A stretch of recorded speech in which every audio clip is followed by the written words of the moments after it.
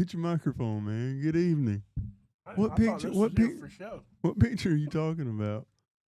I'm not talking about it now. Oh, okay. No, you He, put me and Gavin up there when you was talking about um, Esau and you remember I now. do remember that. I do remember that. Oh goodness. All right. Good evening, everybody. Hope everybody's having a good night. We got Dalton with us tonight. I didn't do it. She don't. Here, I can do it. You know, she. Oh, that is really tight.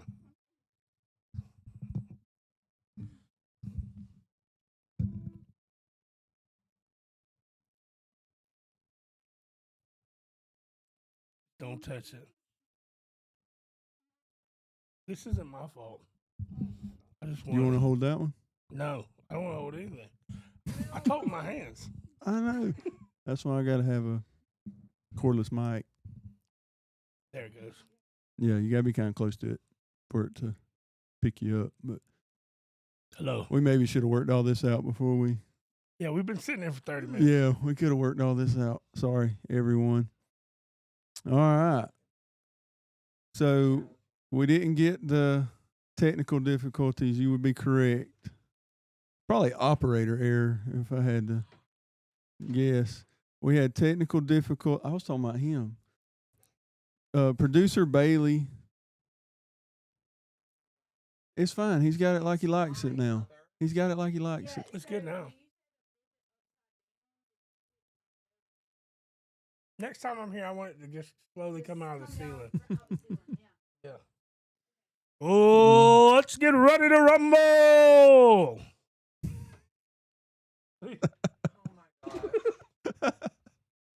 Oh, Why do you want to do this that? is going nowhere fast.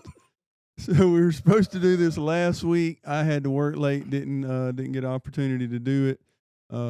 So my wife graciously decided that Dalton could come this week and we could do it this week. So I'm excited to do it. Everyone, this is Dalton. He's acting like I was begging to come. I was asking. I wasn't I asked, go on and send him home. I may have to. Oh, goodness, I may have to. But, yeah, so here we go. It's going to be a good one. Can't wait. You got everything you need? Yeah. He has so much chewing gum in his mouth right now. It's crazy. It is. It's insane how much chewing gum you put in your mouth. But Look, I don't know why you were. There's nothing to do with anything, actually. Hunter said this is already his favorite episode.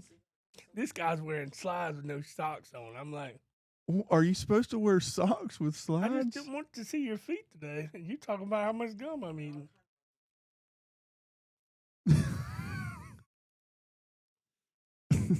If you see me looking behind the camera over here, we got producer Gavin tonight because producer Bailey laid out and didn't want to do her job. And yeah, we got producer Gavin. We had some technical difficulties. We got one video started and something happened. And so anyway, we're good now.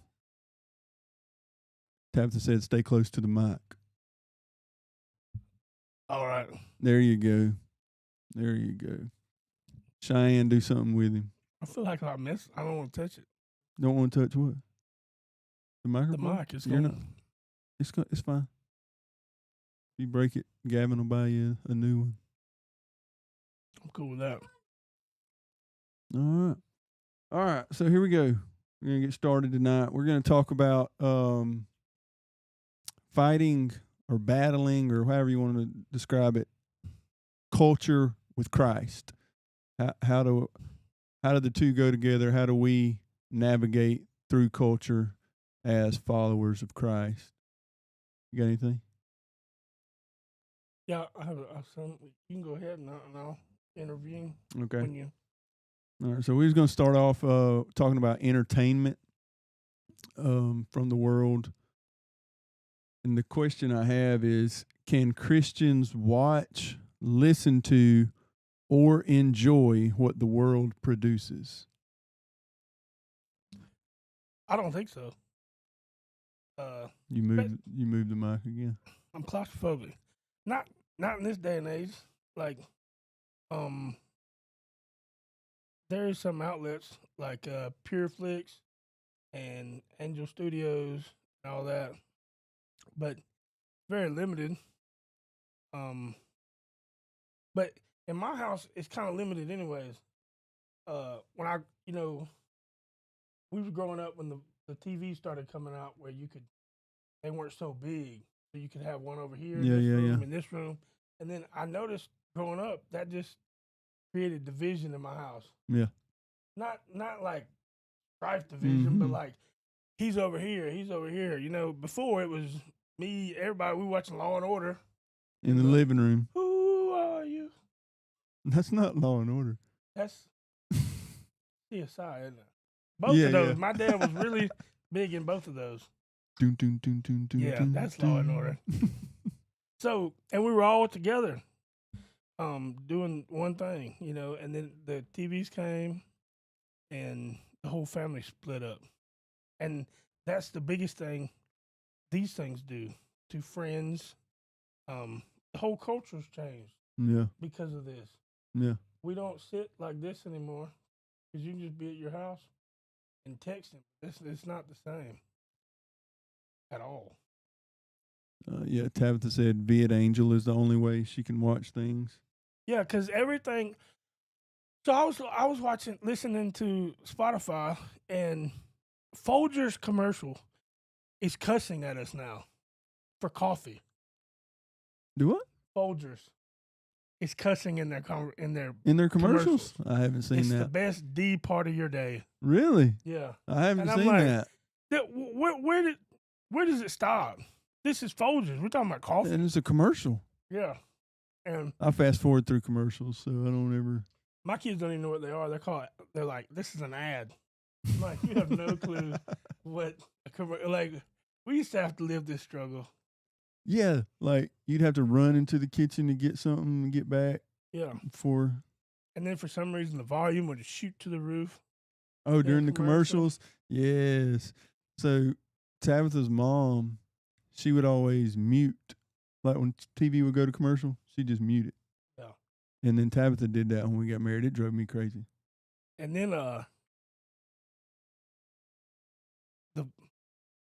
DVR came where you could fast forward.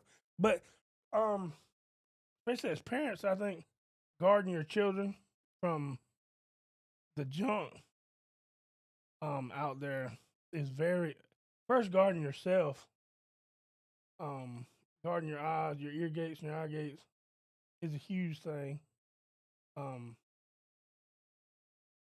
In today's society. And then another thing is these hits of dopamine you get from scrolling all day. Now you're a grown person, you do what you want, but if you're gonna let your child get,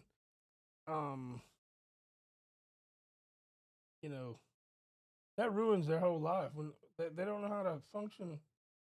When you stick that phone in front of them and they do that for hours a day, yeah, you're ruining. You know what I'm saying? Yeah. And we've all seen it. I'm not talking. Yeah. Yeah. It to me, you see it so much, so prevalent to the point that they can't interact face to face with people. All they know how to do is text. Period.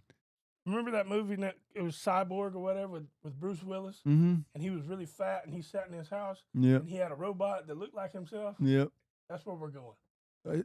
Yeah, everything's going to be AI. Like, I think, hopefully not, but I feel like there'll come a day when you just sit at home and you do everything AI. Like you don't even have to leave. Yeah. And everybody's going to look like your ankles. White. Go outside. Pasty. Yeah. Unhealthy. It's not a good look. Well, I wasn't taking it there. I wasn't going to say I looked unhealthy, but Well, I mean, look at this tan on his arm. yeah. I mean, that's a nice tan. You get some The feet, vitamin D there. the feet, maybe not. No. So you don't think that we can watch, listen to, or enjoy what the world participates in or what the world produces? So my question to that would be, where's the line on that? I don't know. I screen everything. Like I'm a big ever since like Shrek. I've always been like a big cartoon movie. I don't like cartoon shows, but like the kids movies. Yeah. But there's so much junk in that stuff now that like Buzz Lightyear had the two lesbian couple that had a baby. Right. And my kids are watching them. They got all these questions. And then that panda bear, Red. I haven't Talking seen about it. a little girl's, menstrual cycle whenever she first got. And I'm like, why are we putting this in cartoons? That's for the parents to teach their children. It's not for you to throw out there on a movie or something. So I pre-screen everything that we'll go watch or see or anything. I watch, and a lot of people have already seen it, and they'll if I get two or three, this is a non-biblical movie, I don't even look at screening it. I just won't watch it. Yeah. You know what I'm saying? But yeah, everything out there's got junk in it. Everything. Yeah, Cheyenne said Dog the Bounty Hunter is where you draw the line. I guess that's what she's referring to.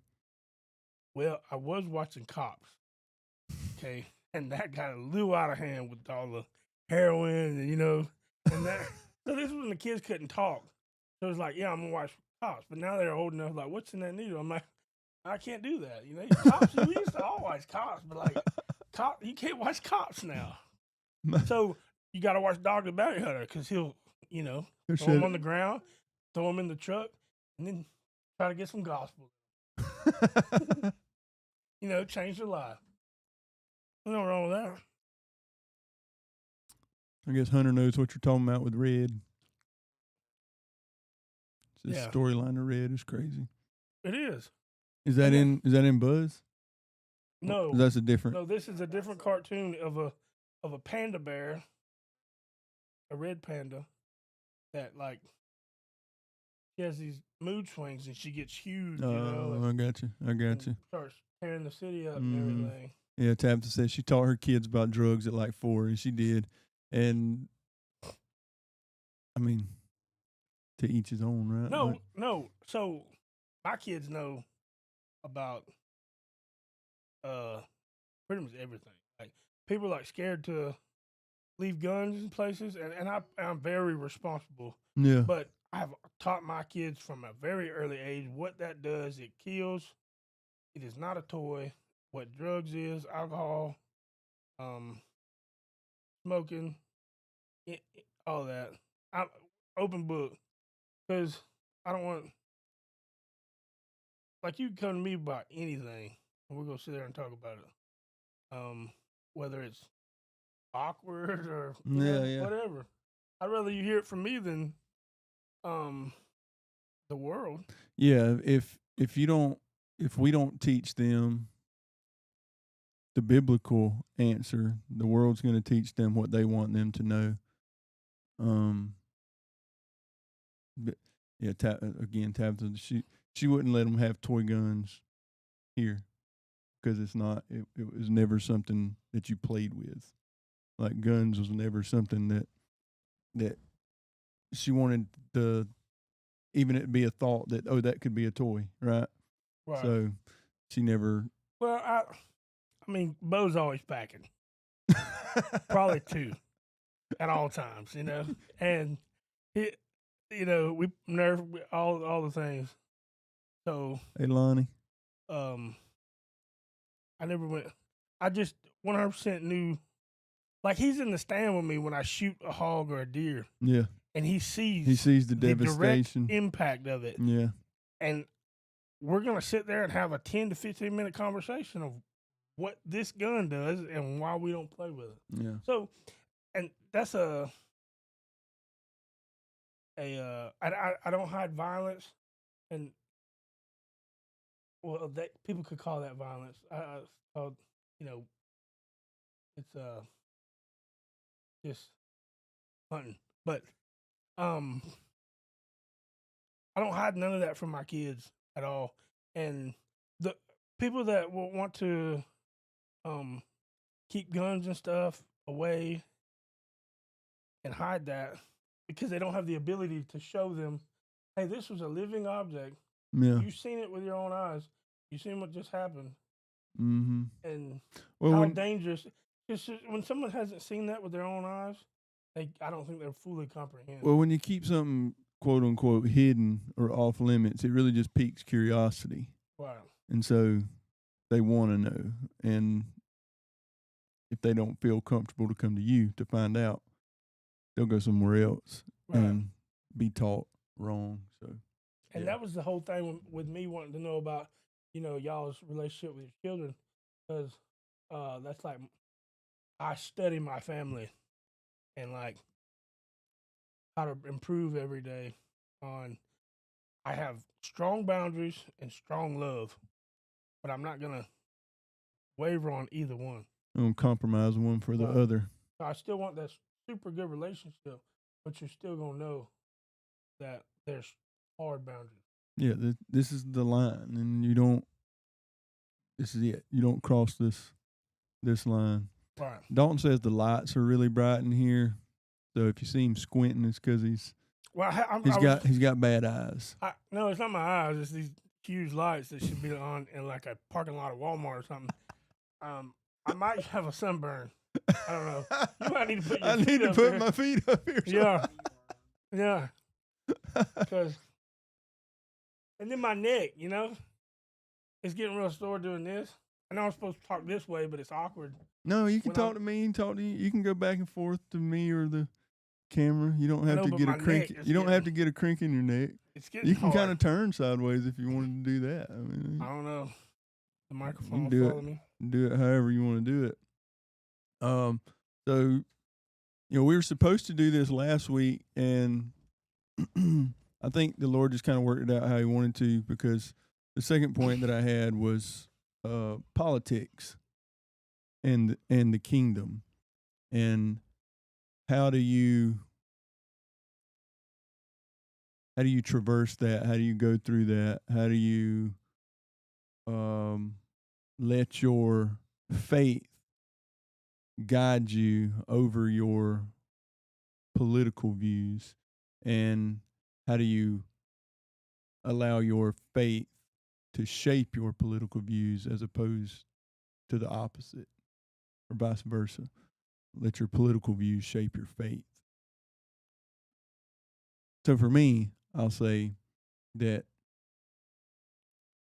yes, they are separate things, politics and faith, but our faith ultimately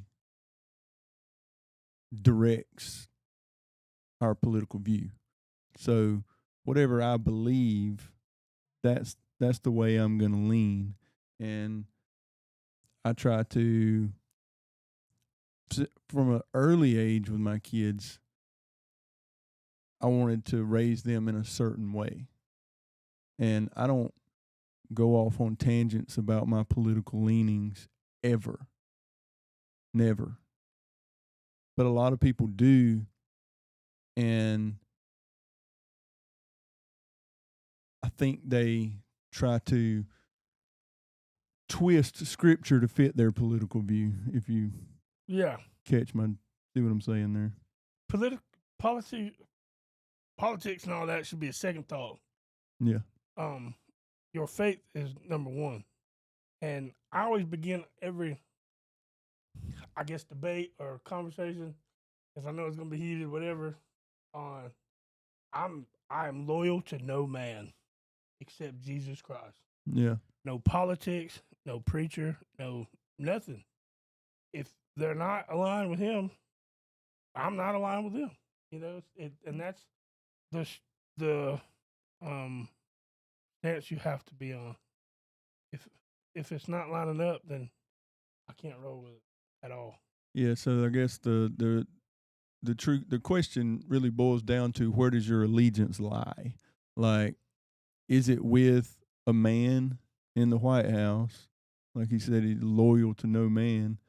Is it with a man in the White House? Is it with a political party, or is it with Jesus? Because ultimately, both of the political parties in this country, they're lost as they can be. So you have to. You said that way better than I was about to. so you have to pick what to you would be the lesser of two evils. I don't believe that this country will ever see a third party win anything.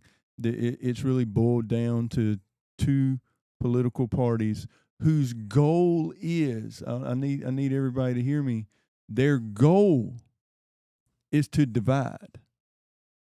It is not to unite. Because if we were united, there would only be one political party. The goal of these parties is to divide us, because if they can divide us, then we will keep sending them money. If you send political parties money, you keep sending them money and to push their agenda. But in at the end of the day, they really don't care. They really don't care. They're up there to pad their pockets and get a book deal when they get done, and get a cushy speaking gig whenever they decide not to run for office again. Get a no-show job at the university somewhere. And our faith, our allegiance needs to be to Jesus and following Jesus. Should we participate in politics? Absolutely. Because the only way that we're going to see a change in this country is if true Christians, real disciples of Jesus, make a stand and push Jesus as opposed to our agenda or an agenda. Yeah. And not be silent about it. Yeah. People are like, well, I'd vote. Well, that's cool. This whole secret, doing stuff in the secret, not voicing your opinion. And we can do this stuff tactfully and respectfully.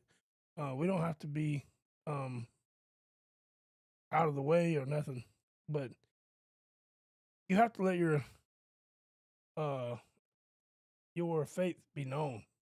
Open your mouth. Don't be silent, because that's how they win. Mm-hmm. And we're called to be bold and courageous and speak.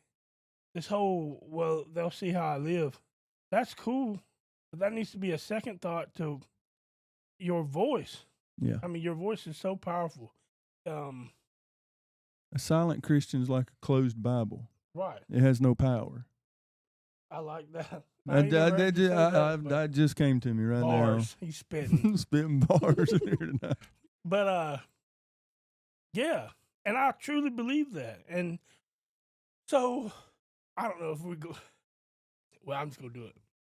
We're going to get the Charlie Kirk thing. I mean, from what I seen, he was speaking the gospel and speaking the truth and speaking Jesus Christ, with politics. Everyone wants to separate the two. I want to blend God so far into politics that it's all the same. You know what I'm saying? Like, everyone wants to keep them so separate. I want God to permeate everything in my life.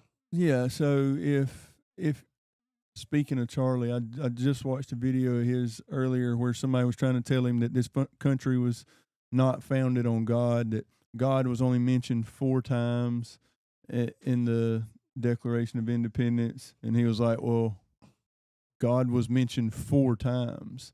And in the original 13 colonies, in 9 of those colonies, you had to be a professing Christian in order to lead that colony, and you had to be.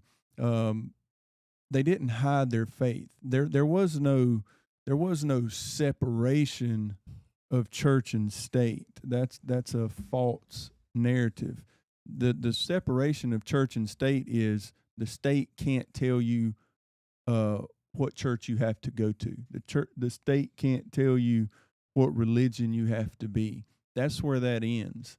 So to say that the church can't go into politics is a lie.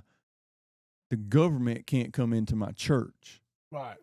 But the church can absolutely go into the government, and that's the only way we see change. And as Lonnie said right there, your faith in Christ should give you discernment when it comes to politics. It absolutely should.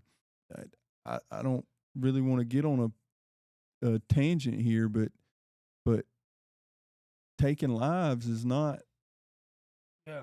And your faith saying your knowledge of the Word of God. And it, like I say, if you don't have it, you need to get the knowledge of the Word of God to make those decisions, because that's the only way you can make decisions.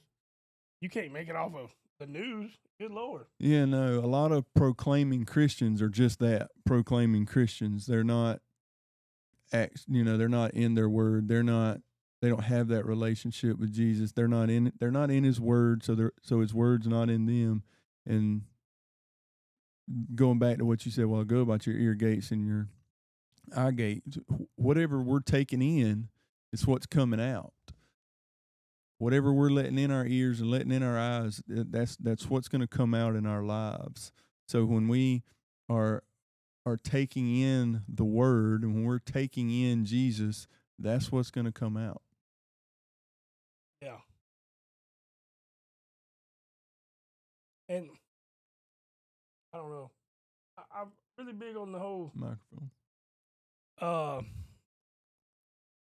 Speak. Open your mouth. That's what he died for, Charlie Kirk. And I feel like that's how Christians are supposed to be. Open dialect. We're gonna talk about it. And hey, I'm all about you. If you want to believe what you want to believe, go ahead. But it's not because I didn't tell you. Right. You know what I'm saying? And everyone expects everyone else to do it for them. There's people that will only get reached by you. And if you don't do it, then it won't happen. Yeah, there's certain people that I'm the only one that can reach them with the gospel, but then there are also certain people that I will never be able to reach with the gospel. They'll never hear it from me. So right. It's on somebody else. But somebody's your assignment. And that goes back to our kingdom purpose, which we'll talk about this Sunday. I think, maybe. Might. Maybe. I don't Never know. Never know. Could be going over Revelation. I don't think I ain't got enough time to prepare for that. Yeah. So the next thing I had was church versus culture wars. Should the church fight cultural battles or focus on making disciples? I think that kind of ties you fight in. it by making disciples. Exactly. But I don't think it's like no one wants to talk about the issues in the world, in the church. Talking about things people deal with, drugs, sex, the awkward stuff that like people are like, oh, you can't talk about that in church. Yeah. You know what I'm saying? Like, we need to talk about these things. We need to open our mouth. And the biggest thing is prayer. Pray against it. We don't fight against. Yeah, we don't wrestle flesh and blood. We don't wrestle against flesh and blood. Prayer is people. I think people have lost their prayer life and how important it is and how powerful it is. Yes. And that's how you fight against it. But then, what was the second part of that? Do you fight the battle of cultural wars, or do we put our focus on culture and the battles there, or do we focus on making disciples? See, I think you can do both at the same time. Walking that way, making disciples, bringing them with you, and still standing what you believe in and speaking up. You know. I'm trying to read what Lonnie said there. Charlie stood up for Christ, and I applaud him wholeheartedly for the path God allowed him to set. Now, who's going to allow the baton to be passed to them? Real men and women of God has to stand up. That's exactly right. So, yeah, I was saying to Dwight earlier before this, his death is gonna produce thousands of Charlie Kirks. I think, you know. that would be the last thing you want is for his death to be in vain. Right. Like for him to have died for nothing. And like the enemy would want me to feel guilty for saying this. I don't like I told it to my wife earlier and I felt some kind of way when I said it, but I 100% wholeheartedly believe that the death of Charlie Kirk for my generation, and I wasn't alive when Martin Luther King was assassinated, but the death of Charlie Kirk for my generation, this generation, I believe will have the same cultural impact as the death of Martin Luther King, not because of what they were fighting for, but because of the fact that the reason they were assassinated was to silence their voice. They had a voice. Martin Luther King had a voice, and he was reaching people, and and it wasn't liked. People didn't like that he was gaining ground. He was making a difference. And the same thing is true for Charlie. He had a voice, and people didn't like it, and they didn't like the fact that he was gaining ground and he was moving forward and he was making things happen. He was changing a generation one speech at a time. Charlie was changing a generation. One speech at a time, Martin Luther King was changing a generation, and they were killed for their voice. They were killed for what they stood for and what they believed in, number one being Jesus Christ. Yeah. And I like that he wasn't educated. He was, for sure. He was highly educated. He's super intelligent, but he didn't go to college. No. And he was 18 when he started Turning Point. And that's my big thing, because I'm pretty young. And I'm only 2 years older than him. But it's like people wait, so like I'm not old enough to do that. You know what I'm saying? Or I don't know enough or whatever. That's just garbage. To think that Charlie Kirk was 18 years old when he started Turning Points USA, and now it's one of the biggest organizations for taking Christ into the university and taking conservative values into the university it's insane. Yeah. And the fact like when you go, like if a new guy come to my work, yes, you need to shut your mouth for 2 years. Don't even open your mouth. Open your ears and don't talk ever. You know what I'm saying? Just do what you're told. But with the gospel, that's not the same, because if an 18-year-old can dig into the Word of God with the Holy Spirit and come alive and know way more and have stuff revealed to him, and the only thing that's keeping people like that back is, Satan putting doubt in their mind. You know what I'm saying? Mm-hmm. And yes, it is. Just from my experience, I think I started doing stuff like that when I was like 28. I had like guys that were 56, and there ain't no way I can tell them anything. But I'm not. I'm not at work where this guy's done everything. I'm in the real world, and God will speak through you. You know what I'm saying? So yeah, these limitations people put on themselves to not open their mouth, that's not of God. No, that's self-imposed. Right. I mean, self-imposed limitations. Like, so my thing about the disciples or fighting the culture war is, I was talking to someone today, and I was like, we're never going to win somebody over by shouting them down. We're never going to unite people by sowing division. we won't solve division by sowing division. So if I'm just sitting here telling you how wrong you are about something, I'm never going to win you over to my side. We have to find a uniting factor. We have to find a common ground, and that common ground would have to be Jesus. So I have to lead you to Jesus, and then let Jesus be the one that changes you from the inside out. There's no reason for me to even try. Yeah.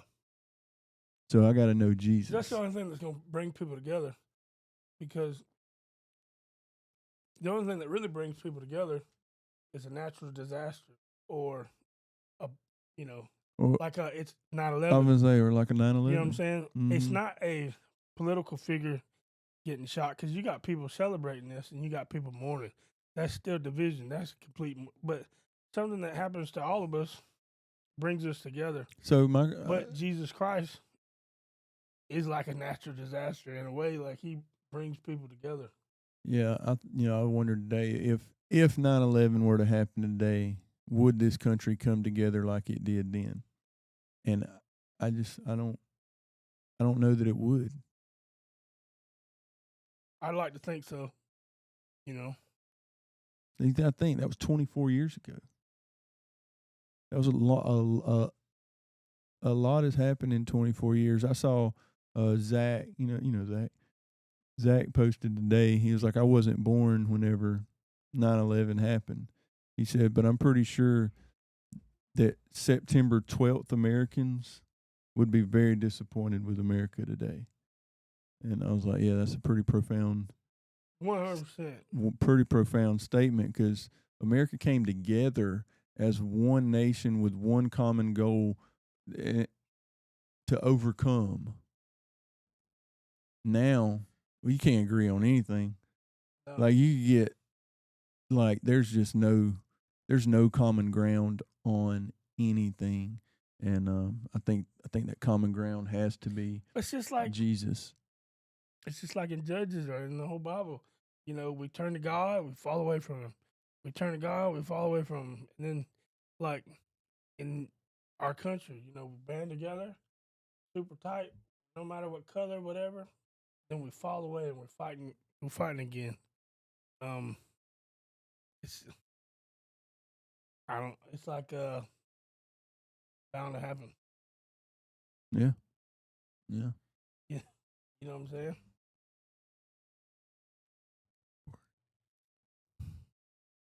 Yeah. We can't let the baton hit the ground. Somebody has to pick up the baton when the torch is being passed, when the baton is being passed. If the baton hits the ground, the race is over.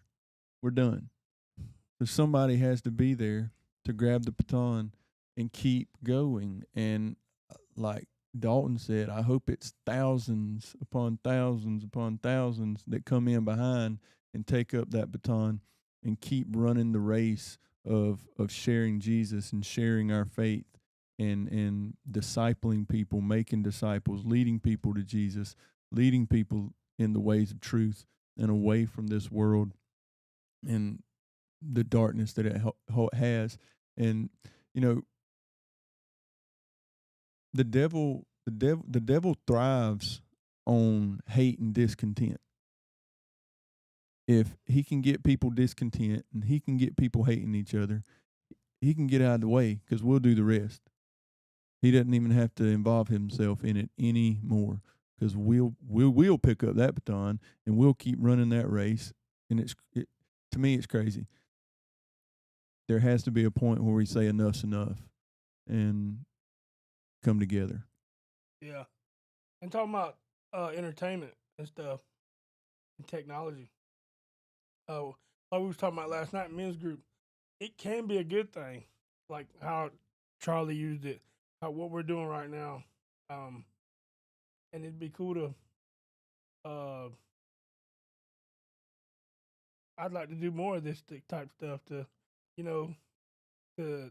use technology to spread the faith instead of stupid videos and cats and balloons. You know what I'm saying? Like, it's just and mindless scrolling, but like actual educating. You know what I'm saying? And sharing your faith. technology can be horrible, but it can also be good too. It can be the ultimate tool or it can be the ultimate evil. Just depends on what you're using it for or how you're using it or how you're allowing it to use you. Just like you said, if I think you said it last night, if Paul had an iPhone, how many TikTok videos do you think he would be watching every day about cats? Right. Or would he be making TikToks about Jesus, sharing Jesus, spreading Jesus, and sending those out constantly as he travels the world and preaches Jesus? He went as far as he could physically in his time, and he reached as many people as he could physically in his time. We have an unlimited amount of people that we can reach. But the problem is we won't open our mouth. The problem is we're scared of what everybody else is going to say. We don't want to be vilified for being holy rollers or whatever people might call us. But there's no other way that the gospel is going to get out besides us sharing it. Yeah. Speaking it. If you want to be a rebel today, be a Charlie Kirk, or be a professing Christian that won't back down. Yeah, if you want to stand out, don't do what the world is doing.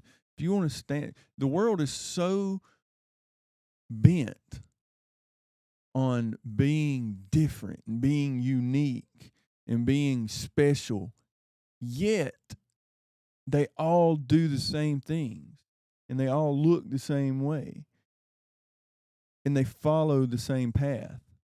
The only way that you can be unique and set apart and different is to be unique and set apart and different, and that would be to follow Jesus. Because when we follow Jesus, we are set apart. We are called out. We are being made holy, being sanctified, and being made in His image. And there was no one more singled out ever than Him, than Jesus. And if He said, if they hated me, they're going to hate you. Yeah. So just don't let what the world thinks of you bother you. Don't let it slow you down. Don't let it shut your mouth. Let it be a fuel that feeds your fire to go out and share the gospel. But the more they persecute us, the better job we're doing. Yeah. I mean, it is a very sad thing how, what happened to Charlie, but the way he went out, man, he was talking about Christ a couple seconds before, not the exact conversation he was when it happened, but leading up to it, he's always talking about Christ and sharing the word, and in the face of people hating him and yelling at him and doing all this, and he always kind of stayed cool. I mean, I have seen come where he kind of went a little me on him, maybe. But yeah. But he was that guy. The way he went out was respect. I mean, you know where he's at. You know where he's at, and I saw a video that Mark, what's his name, Driscoll, yeah. Mark Driscoll put out today that Charlie told him, "Look, I think they're going to try to kill me." Have you seen that? Mm-hmm. He's like, "I think they're going to try to kill me," and well, he was talking about they were trying to murder this movement. I didn't see that one. You didn't see that one? Okay, well, I'll send it to you. But he didn't care. He wasn't going to stop doing what he was doing because it matters so much. And just like Lonnie said right there, if we don't open our mouth, we're no better than the world. That's right. Like, you can be a good person and you can do all this, but if you don't open your mouth, you're just being neutral. And neutral is just as bad as being on the other side of the fence. You know what I'm saying? Yeah. And people think they're just skating through life, but you got to stand for something. There is no, one of the things I like to say, it's like pedaling. Christianity's like pedaling a bicycle up a hill. You're either striving to get up the hill, or when you stop, you're backsliding. There's no neutral. You're either going up or you're backsliding. So as Christians, we got to keep going forward. We got to keep pedaling. We got to keep running. We got to keep moving our legs, because if we don't, then we'll just get sucked right back into the world and be rendered useless to the kingdom of God.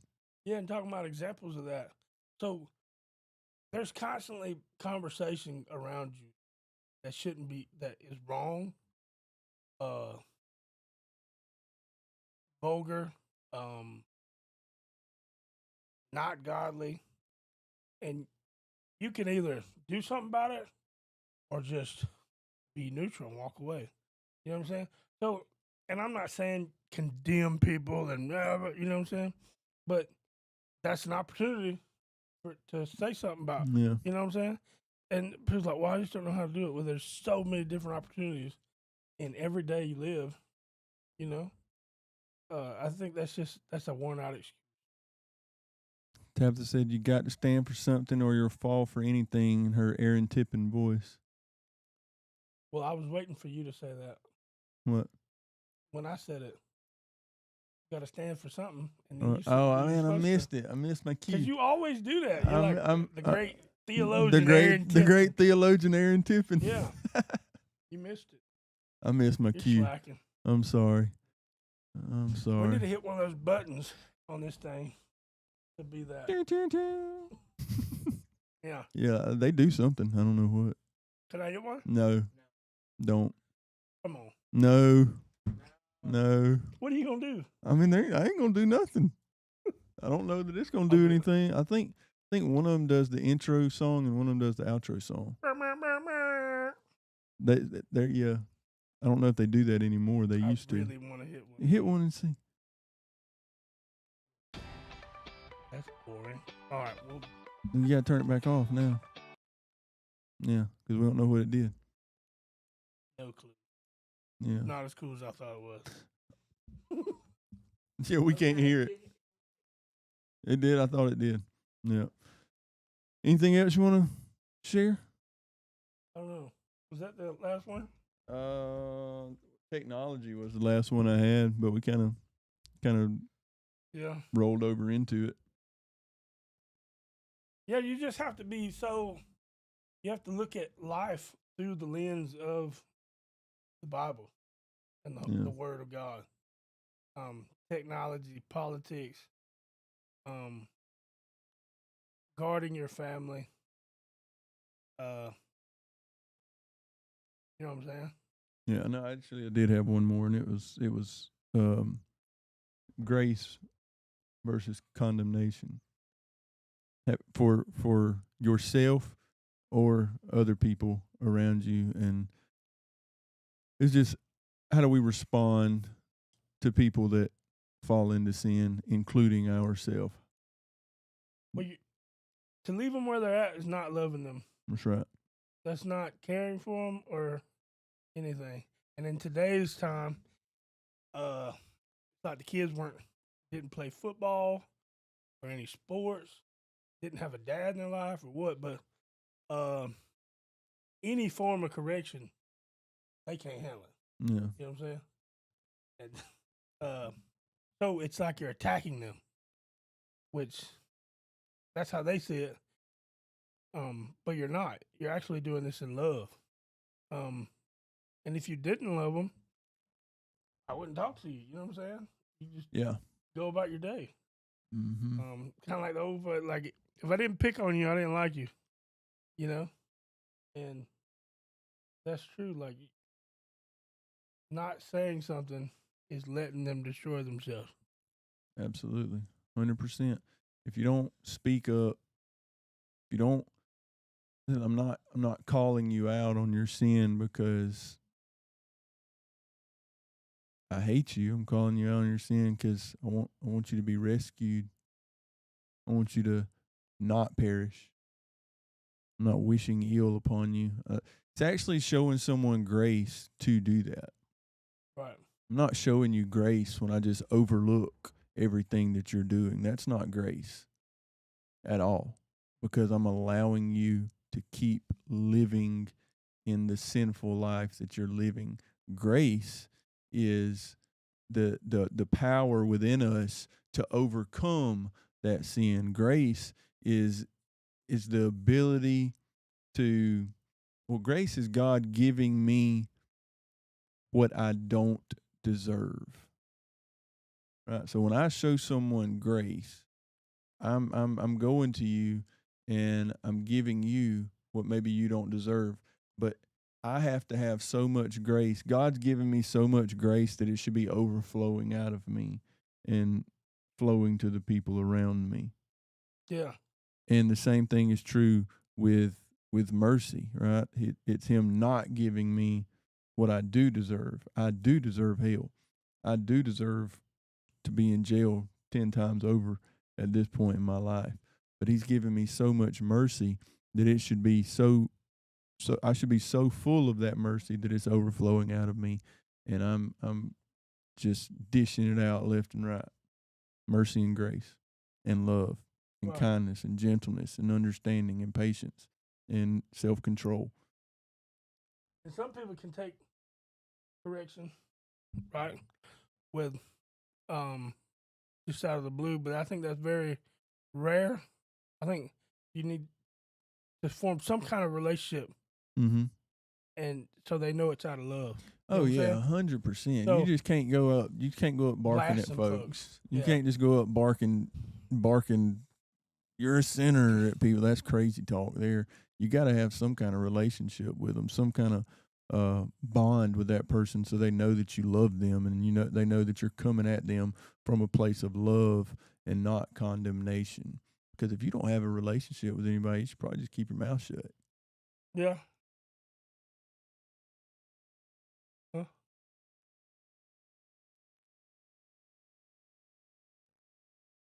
Is he? I think the guy behind the camera is talking. Yeah. The old producer Gavin back there is talking. But yeah. Now you're at an event or whatever, if they come to you, yeah, and I've actually formed relationship with people. We talked about this earlier. I'm at a different part of my walk where I will go into a relationship with someone that's not like me. I don't like them.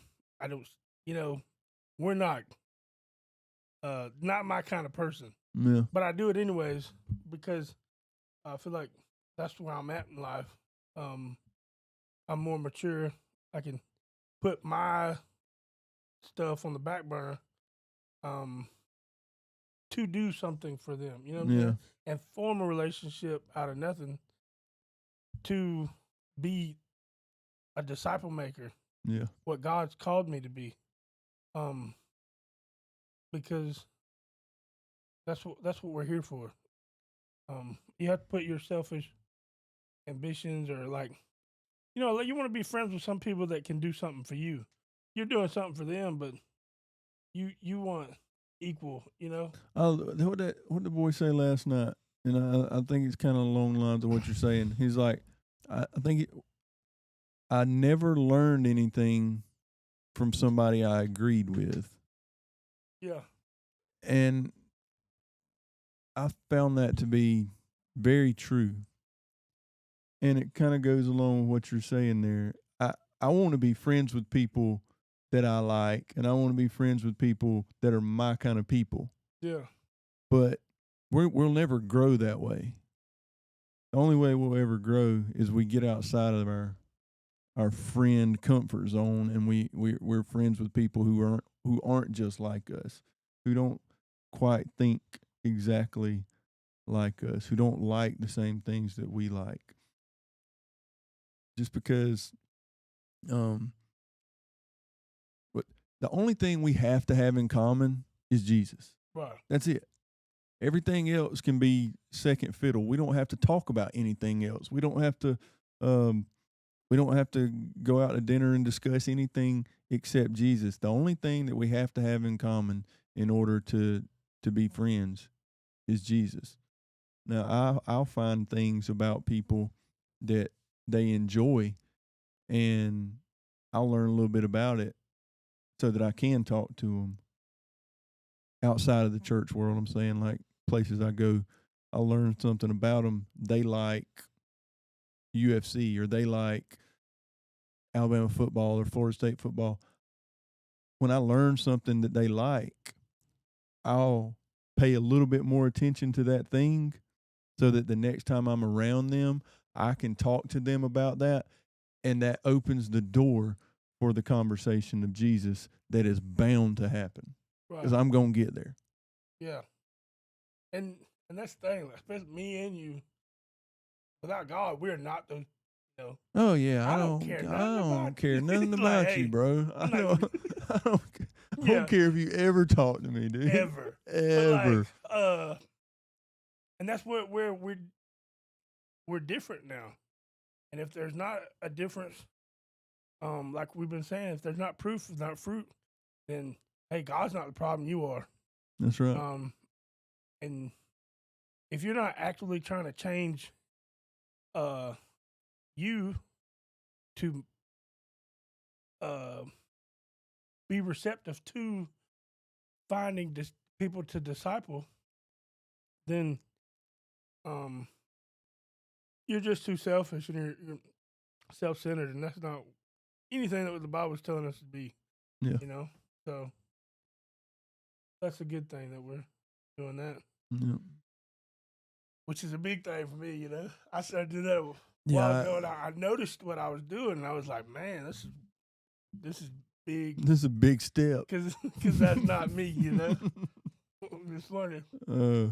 Well, I enjoyed it. Oh, yeah. All right. Well, we're finna get ready to shut her down, guys. I don't know how long we went. Probably about normal time. Just talk about how full and thick my beard looks with all these lies. I mean, you talking bad about the lights, but I mean, they're really doing wonders for the beard. They really are. I mean, yeah. We just need I don't know, nothing you can do without. What?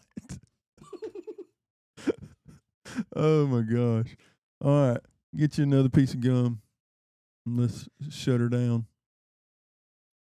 I'm done. See y'all. Love y'all. Bye.